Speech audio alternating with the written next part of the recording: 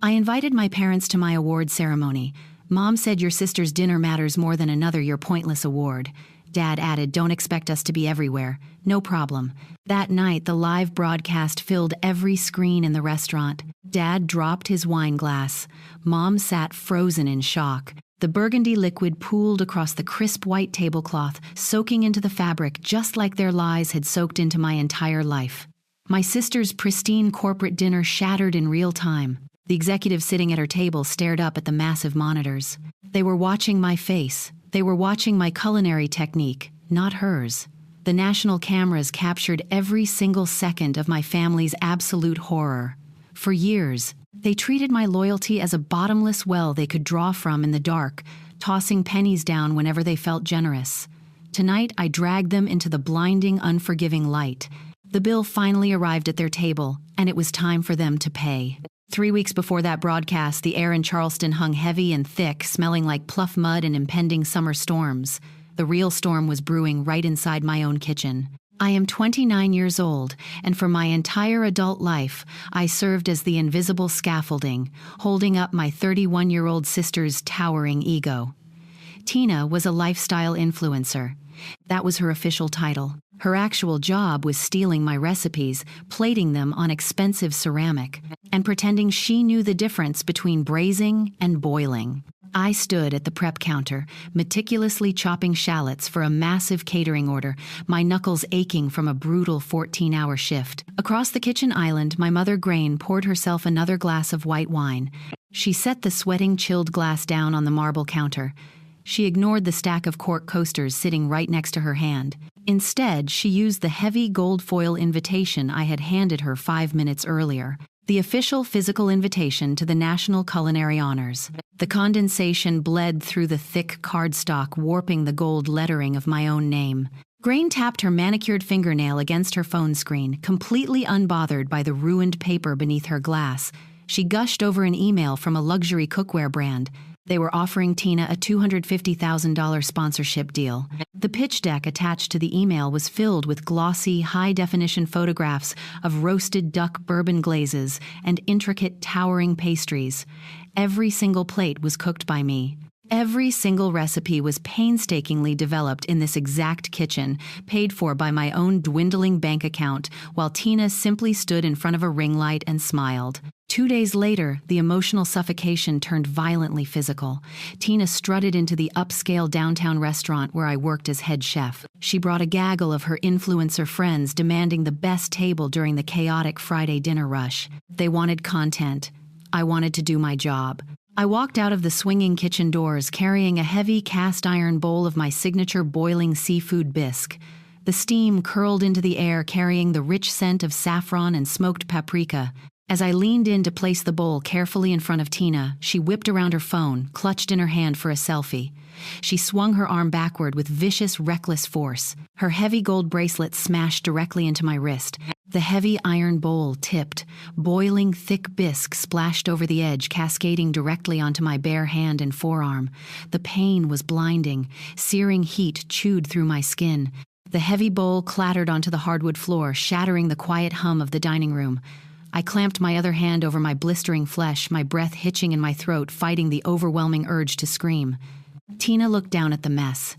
She rolled her eyes, annoyed that a single drop of broth had grazed her designer shoe. She scoffed, calling me a clumsy idiot who lacked the basic coordination to carry a soup bowl without embarrassing the family in public. Grain, sitting right next to her, remained completely still. She stared straight past the raw, angry red welt rapidly rising on my arm, locked her eyes on the spilled soup, and ordered me to get a mop before I ruined the ambiance for her daughter's important guests. My father, Dominic, leaned back in his leather chair.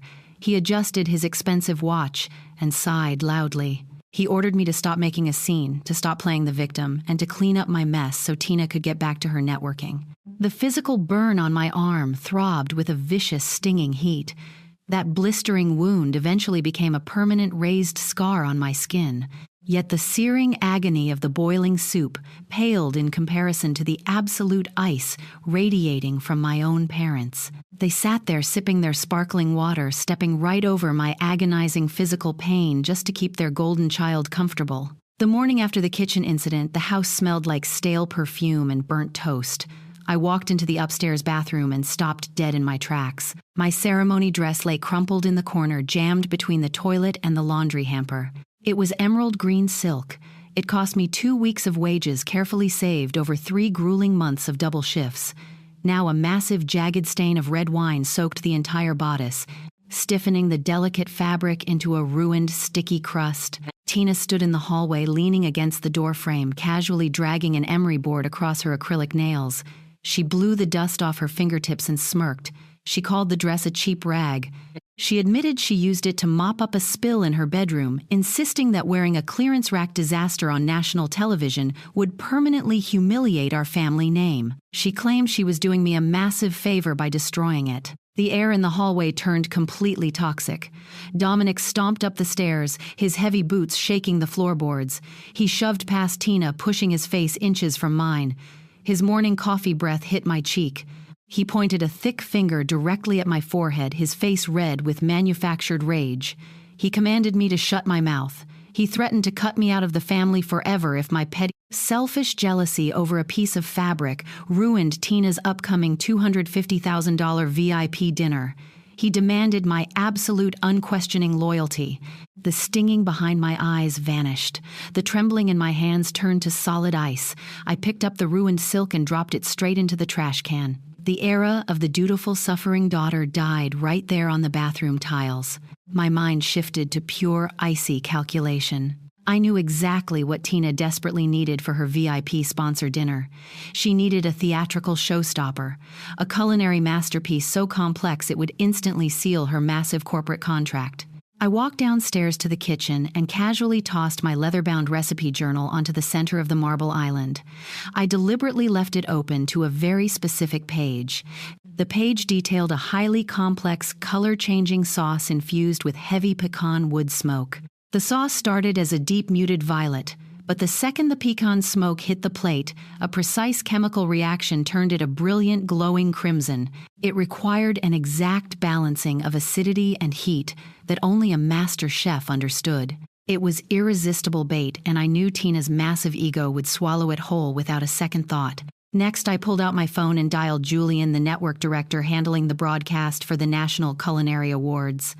I softened my voice, adopting the persona of a sweet, deeply devoted sister. I fed him the exact address of the ultra-exclusive restaurant in the French Quarter where Tina was hosting her corporate sponsors. I pitched him a beautiful, heartwarming television moment, a surprise family watch party. I practically begged him to set up a live camera feed and a hidden microphone directly in the center of their VIP table. I told him we needed to capture their overwhelming pride the exact second my name was called on stage. Julian smelled great television. He agreed instantly. The trap was armed. My family thought they were locking me in the dark, completely unaware I was meticulously wiring the stage for their absolute destruction. 2 days before the national broadcast, a heavy manila envelope arrived via certified mail. The courier demanded a signature, handing over a thick stack of rigid legal paper. I slid the documents onto my kitchen island. The bold black letters at the very top of the page screamed, "Cease and desist."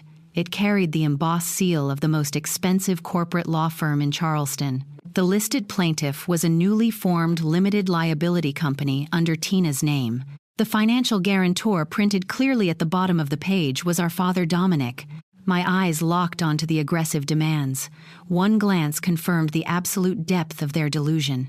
Backed by Dominic's endless retirement funds, Tina had secretly filed formal trademark applications for the exact names and flavor profiles of my entire culinary portfolio. The low country gumbo, the seared duck, the boiling seafood bisque that left a permanent raised scar down my right forearm, the pecan smoke sauce she was planning to serve to her corporate sponsors. The legal threat hit like a brick to the chest. The document explicitly stated that if I dared to cook, market, or sell any of those specific recipes at my own upcoming independent restaurant, Tina's lawyers would file an immediate injunction. They threatened to freeze my business accounts and seize my culinary equipment. The final clause was the absolute pinnacle of their greed. They offered a settlement. They demanded 50% of my future restaurant profits as a mandatory licensing fee for using Tina's intellectual property. The air in my apartment turned freezing cold. The last remaining strings of my misplaced family loyalty snapped in half. This was no longer just toxic parental favoritism or the petty jealousy of a spoiled sibling. This was a calculated, brutal corporate execution. They planned to strip mine my life's work, slap Tina's flawless smile on the packaging, and legally force me to finance their luxury lifestyle for the rest of my career. They fully expected me to cave. They relied on my lifelong habit of shrinking myself to keep the peace. I stacked the thick legal papers together and tossed them into my leather tote bag. I walked straight into my home office and unlocked the heavy steel drawer of my desk. I pulled out a bulky black external hard drive. That drive held 5 years of raw, unedited, mathematically time-stamped digital files. It contained hundreds of videos showing me failing testing and perfecting the pecan smoke technique in an empty kitchen at 2 in the morning. It held digitally signed ingredient invoices matching the exact dates of the recipe creation. It archived desperate email chains where Tina explicitly begged me to invent menus for her early failing campaigns. Ironclad, undeniable forensic proof of origin. I dropped the hard drive into my bag, the heavy metal clanking against the legal threat. The fear completely left my body, replaced by a cold, sharp adrenaline. They wanted a war over intellectual property. I zipped the bag shut, slung it over my shoulder, and stepped out into the humid Charleston afternoon. The national award ceremony was waiting, and I carried the absolute destruction of their entire empire right in my hands. The heavy velvet curtain pulled back. The glaring heat of the studio lights hit my face. Thousands of industry professionals sat in the darkened theater, their faces turned upward. Miles away in the dim, exclusive private room of the French Quarter restaurant, the corporate sponsors lifted their silver forks. They tasted the exact dish I was holding in my hand. Tina sat at the head of that VIP table, flashing her perfectly whitened smile. She leaned forward, soaking up the praise, taking absolute credit for the intricate balance of cayenne and the deep, rich pecan smoke currently melting on their tongues. Then every massive screen in the restaurant abruptly switched feeds. My face filled the monitors. The national broadcast took over the room.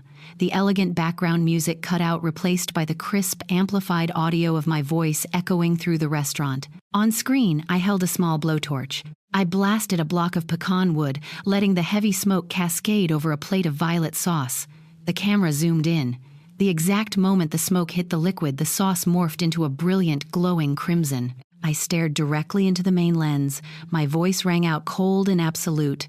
This chemical reaction took me 5 years to master in my own kitchen. If anyone is serving this exact dish to you tonight and claiming it as their own creation, they are scamming you. Panic ripped across Tina's face. The blood drained from her cheeks, leaving her designer makeup looking like a plastic mask. She leaped out of her chair, her knees slamming against the heavy oak table. Silverware crashed to the floor. She lunged toward the center of the table, completely oblivious to the small black network microphone nestled deep inside the expensive floral centerpiece. Her voice shredded the quiet dining room. "Turn that off. She is just my prep cook. She copied me. This is my $250,000 night.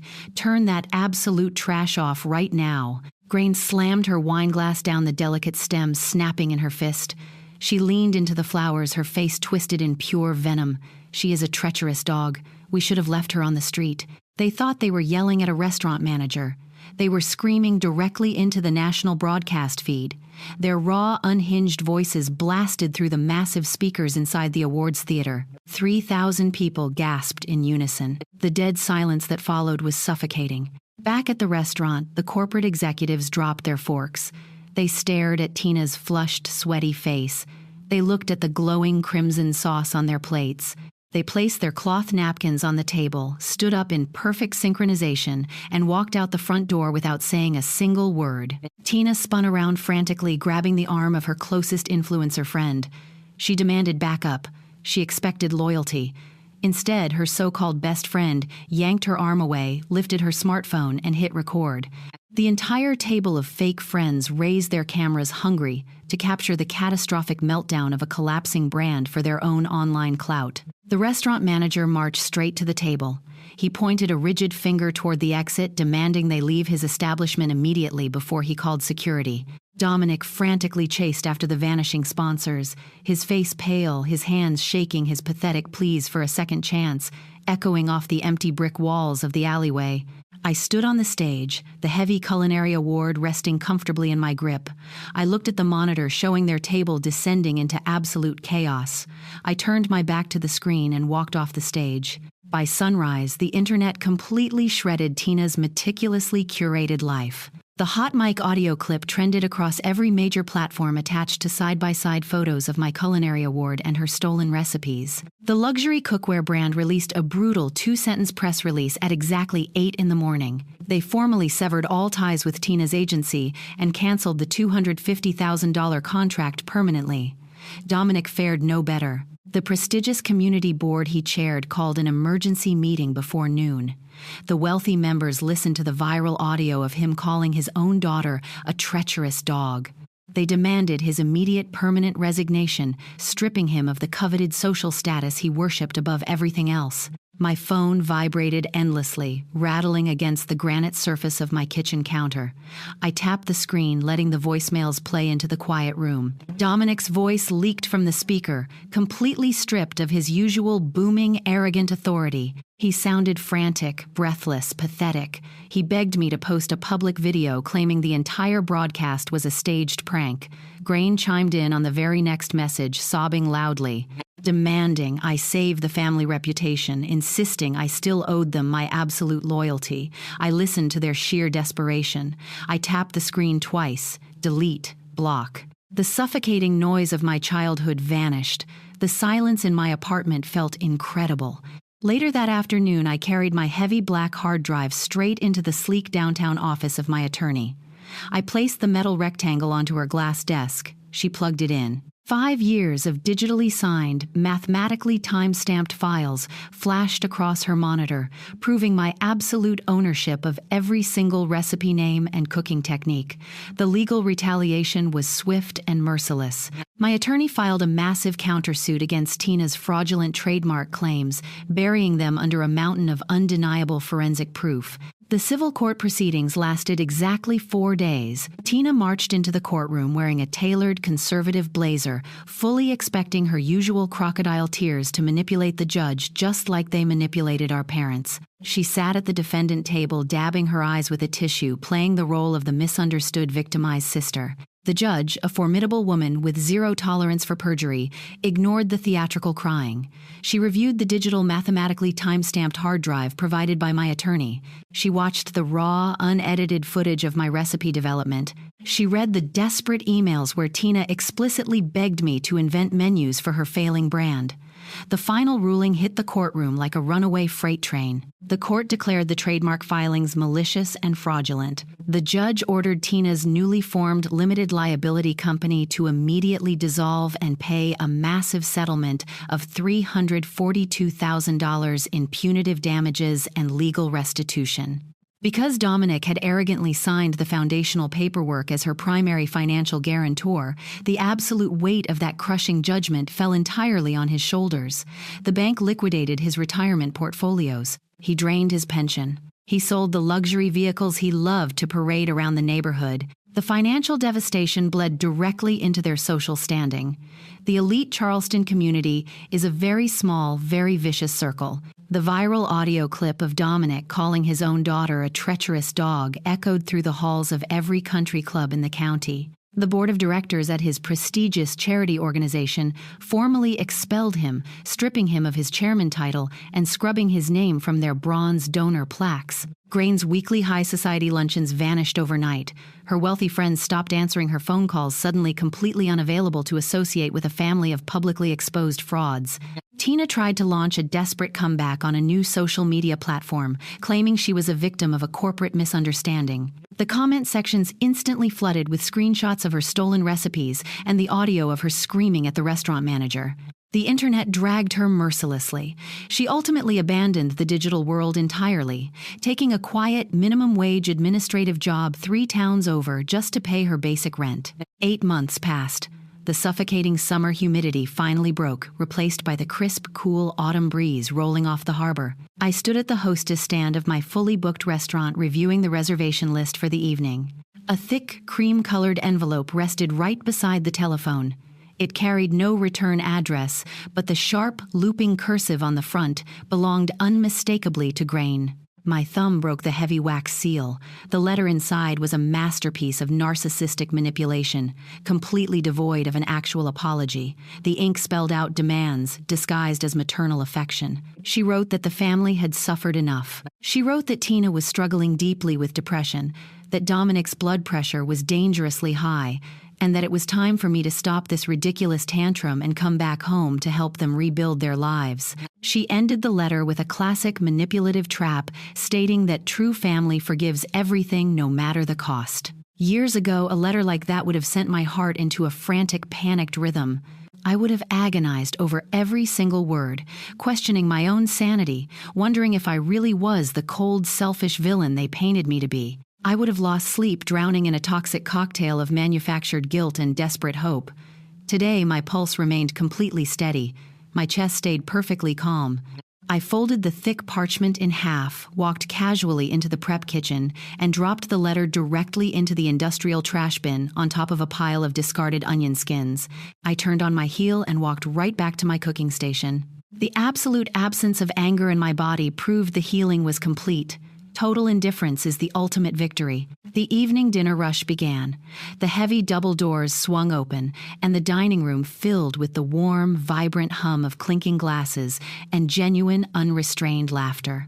I walked the line in my pristine kitchen, completely surrounded by a culinary team, hand-picked for their raw talent and their impeccable character. My new sous chef, a brilliant powerhouse named Clara, handed me a tasting spoon with a bright, encouraging smile. There was no screaming in this kitchen. There was no backstabbing or sabotage.